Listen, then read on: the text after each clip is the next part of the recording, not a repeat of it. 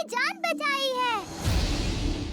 लेकिन शिवा, सुधा दीदी की लाश आखिर गई कहाँ? सुधा दीदी ने कहा था ना नैनी, मेरी लाश को दफनाया नहीं जलाया गया है। मतलब? और क्या होगा? वो दाढ़ी वाला जसवंत और वो डायन कसी और वो चुड़ैल जैस्मीन, उन तीनों ने ही सुधा दीदी की लाश को कब्र से निकालकर जला दिया होगा। रीति रिवाजों के साथ दफनाने वालों ने फिर से ऐसा क्यों किया होगा शिवा? तुम पेपर नहीं पढ़ती हो? न्यूज़ चैनल टीवी पर देखा नहीं है क्या? सुधा दीदी की जान लेने के लिए वही कारण है कहकर किसी भी सब इंस्पेक्टर को शक हो सकता है। ये सोचकर फिर आएंगे तो बॉडी का पोस्टमार्टम करवाएंगे, उस डर से ज्यादा दिमाग लगाकर उनको जला दिया होगा। हाँ क्या?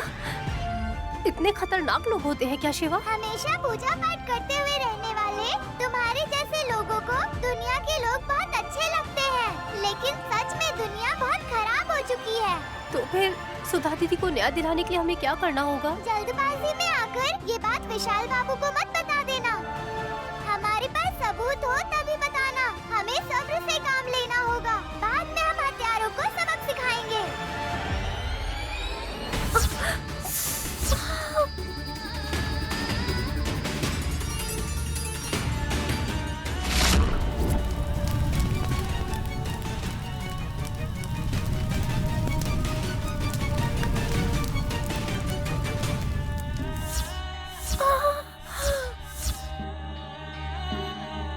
ओए नैनी,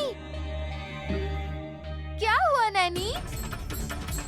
शिवा, गायत्री माँ जी की फोटो जलकर राख हो रही है, मुझे ऐसा दिखाई दिया। हाँ तो इसका मतलब कभी-कभी आत्मा जैसे दिखाई देने वाली माँ जी का लगता है समय खत्म होने को आया है नैनी।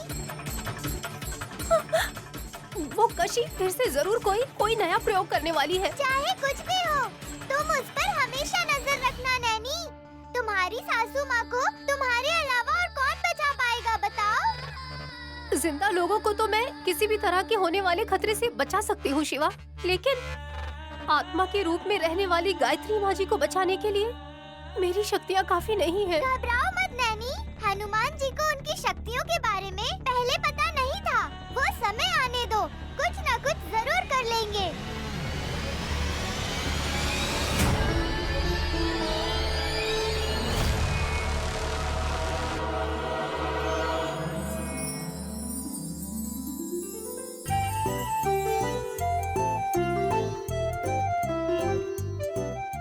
ससुर जी, कॉफी कैसे बनी है? अच्छी है ना?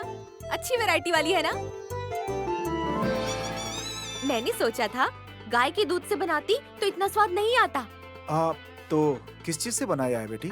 टेंशन मत लीजिए ससुर जी, इस कॉफी को मैंने गाय के दूध से ही बनाया है। 2 इलायची कूटकर थोड़ा सा अदरक भी डाला है मैंने।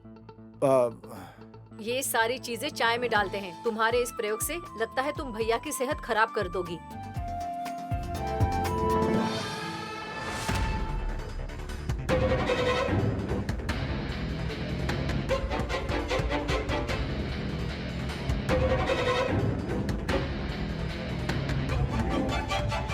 वल्लभ, क्या बात है, बैग लेकर आए हो? आप पता नहीं कौन से देश में जा रहे होंगे।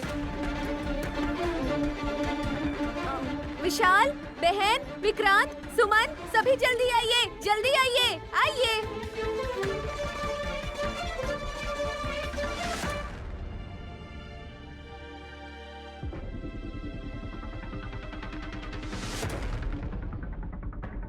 ये लगेज लेकर क्यों आए हैं जी? आप फिर से मुझे छोड़ के चले जाएंगे क्या, बताइए? और तुमने मुझे भी नहीं बताया वल्लभ। सुबह होने के बाद माँ ने बताया, घर छोड़कर जाने वाली बात। माँ, आप कहाँ जा रही हो? पता नहीं बेटा, हम ये घर छोड़कर जा रहे हैं।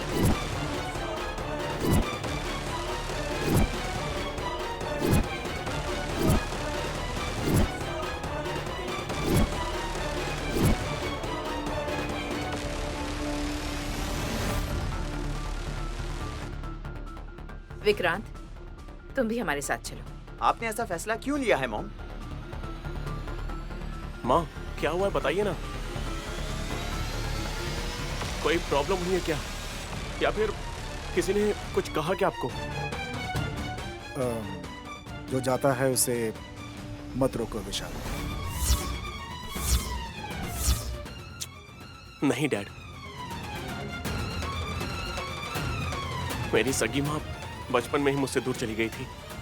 मुझे पालने वाली माँ अगर मुझसे दूर चली जाएगी तो मैं बर्दाश्त नहीं कर पाऊंगा डैड।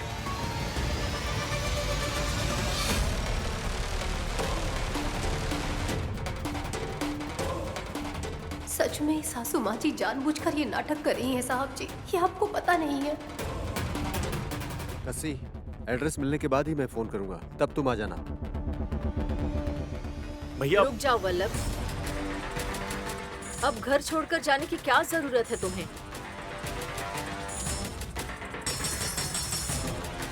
हमें सही रास्ता दिखाने वाली आप यहाँ से चली जाएंगी तो इस घर में मैं अकेली हो जाऊंगी माँ जी। मॉम, हम बाहर जाएंगे तो हमारे ही घर की बेइज्जती होगी। सब कुछ जानते हुए भी आप क्यों ऐसा बर्ताव कर रही हो, मेरी समझ में नहीं आ रहा है। भैया वो सामान लेकर अंदर रखो और माँ को भी अंदर लेके जाओ। मैं कुछ नहीं कर सकता।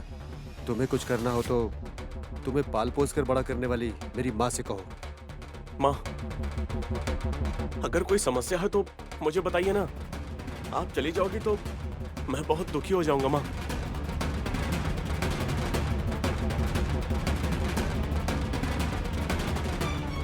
आपके मन में जो है बता दीजिए भाभी। विश पूछ रहा है ना, बता दीजिए भाभी, कौन प्रॉब्लम कर रहा है?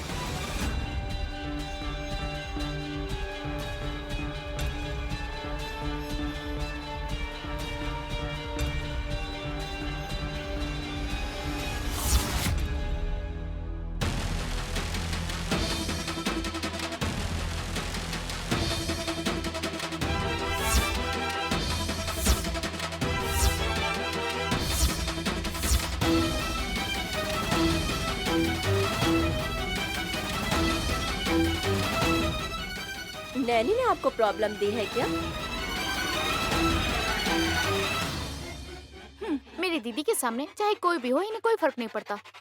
मैं तो पहले ही समझ गई थी। नैनी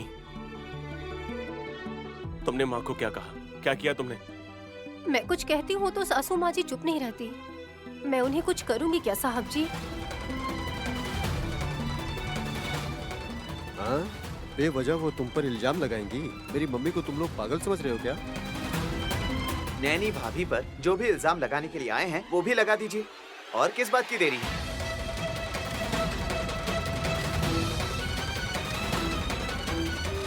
नैनी ना गलत करती है और ना करने देती है। करने नहीं देगी, लेकिन गलत नहीं, शारीरिक संबंध।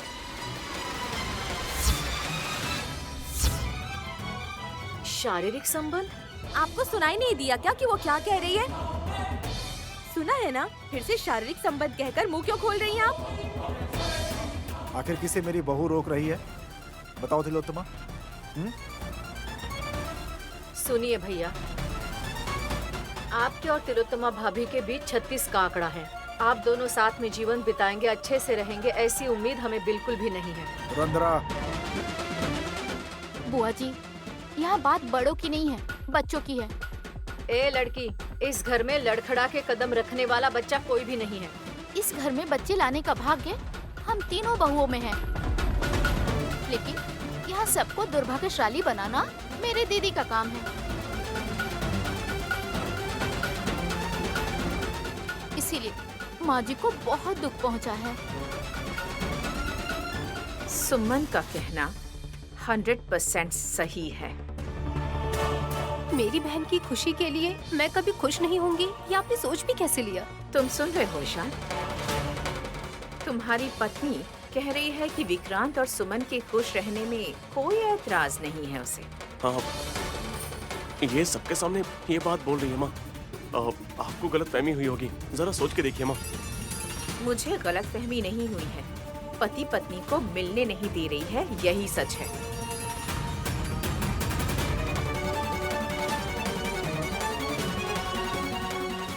विक्रांत और सुमन की शादी के 6 महीने बाद भी अब तक उनका शांति मुहूर्त नहीं हुआ है कहकर मैं दुखी हो रही हूँ, तो तुम्हारी पत्नी ने आगे आकर ये कंडीशन रख दी है कि ये दोनों एक नहीं हो सकते।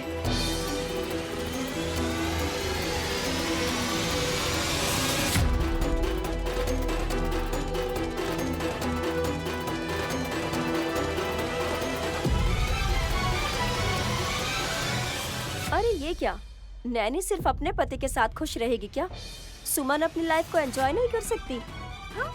ये सवाल मैं पूछूंगी तो तुम क्या जवाब दोगी बताओ? ए, बस करो। फिलहाल झगड़ा तो सुमन और विक्रांत का है ना?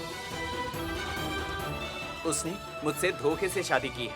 सुमन के लिए गौरव और अभिमान मेरे दिल में नहीं है। ऐसा होते हुए हम दोनों खुश कैसे रहेंगे?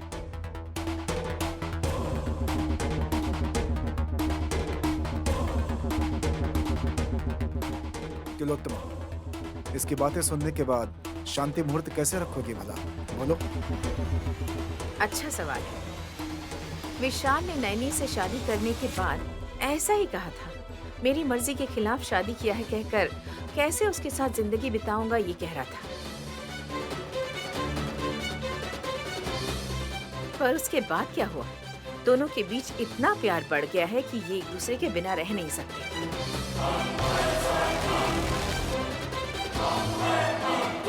तुम ही बताओ विशाल, नैनी तुम्हारे लिए जान है माँ। सुना ना आपने? सुमन को भी विक्रांत अपनी जान समझे, इसके लिए उनके बीच शांति मुहूर्त होना बहुत जरूरी है। प्रॉब्लम क्या है माँ? नैनी, माँ विक्रांत की जिंदगी के बारे में सोच रही हैं। तुम्हारे एतराज जताने के पीछे कोई कारण है क्या? ये 2 महीने बीतने तक उनका मिलन नहीं होना चाहिए। गलती से भी मिलन होगा तो तुम्हारी जान को खतरा होगा।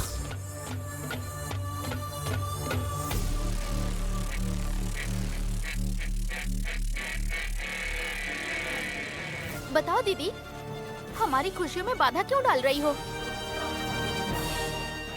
कुछ अच्छा सोचकर ही कहा होगा बहन। कुछ भी जवाब देने से नहीं चलेगा, समझी?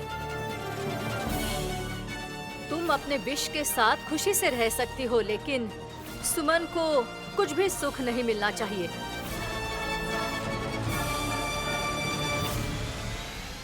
बड़ी बहन ही सिर्फ अपने पति के साथ खुशी से रह सकती है, लेकिन छोटी बहन को सिर्फ उम्मीदों के साथ ही रहना चाहिए। ये कहाँ का न्याय है? हम दोनों का मिलन नहीं हुआ है, इसलिए माँ और भैया घर छोड़कर जा रहे हैं। ये बात मैं समझ नहीं पा रहा हूँ। विक्रांत, तुम्हारे पिता के बाद उम्र में बड़े होने का गौरव यहाँ कौन दे रहा है? इस घर में कौन बड़ा है?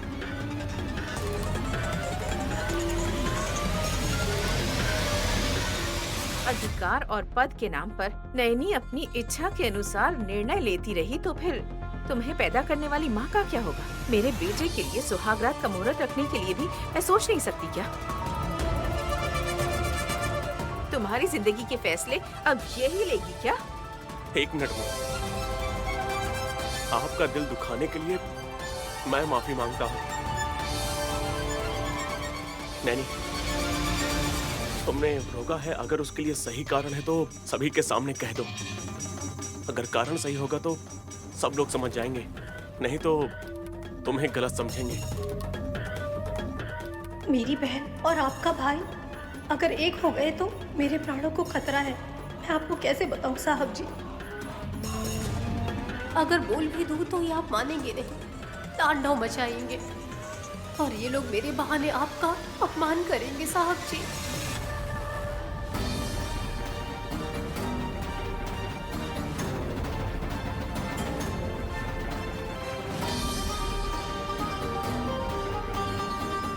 बोलो नैनी। मैं बोलूं क्या विशाल? आपकी पत्नी का स्वार्थ है। यस, उससे पहला बच्चा हुआ तो प्रॉपर्टी उसी के नाम हो जाएगी ना, इसीलिए सगी बहन को दूर रख रही है। कसी, सही कहा इन्होंने। मुझे ऐसे घूर के मत देखो दीदी, इसने जो कुछ भी कहा सच ही कहा, इसीलिए। फिर मेरी खुशी के लिए बहन बीच में बाधा तो नहीं डाली ना? बीच में कसी है ना हासिनी, वो काफी नहीं है क्या? नैनी के अभिप्राय को इज्जत दिए बिना इनको समझाना बहुत मुश्किल है बेटी।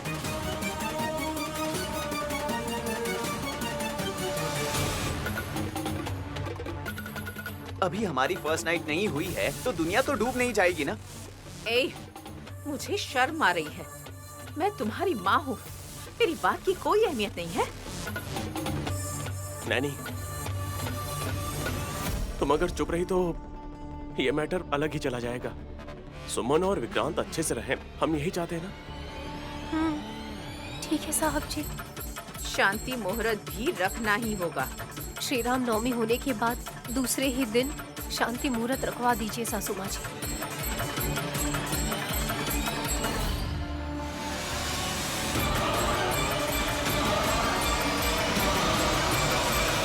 माँ, नैनी के लिए ओके। भैया, वो लगेज अंदर रख दीजिए। मम्मी, हाँ कहती हो या हूँ कहती हो? मेरे बेटे विशाल के कहने के बाद पीछे कदम रखूंगी मैं वल्लभ। चलो अब अंदर चलते हैं। थैंक यू माँ।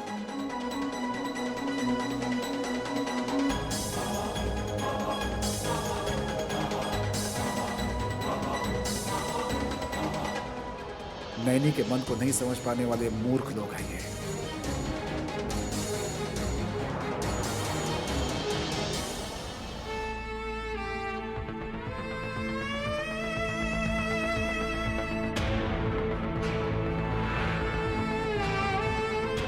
ये 2 महीने बीतने तक उनका मिलन नहीं होना चाहिए। गलती से भी मिलन होगा तो तुम्हारी जान को खतरा होगा। उससे पहला बच्चा हुआ तो प्रॉपर्टी उसी के नाम हो जाएगी ना, इसीलिए सगी बहन को दूर रख रही है। बिल्कुल सही कह रही हो।